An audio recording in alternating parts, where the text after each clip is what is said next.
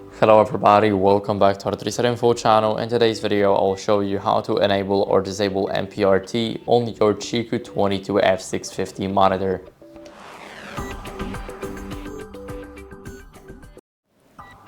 So first, we want to go over to the monitor settings. So swipe right to open them with the multi-switch. Now swipe all the way to the bottom until you guys see extra settings.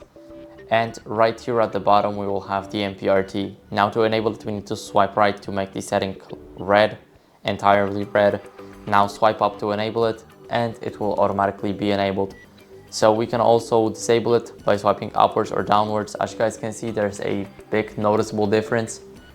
And that's basically how you guys can change it. So I hope this video helped you. If it did, then leave a like, subscription, and a comment, and I'll see you in the next one.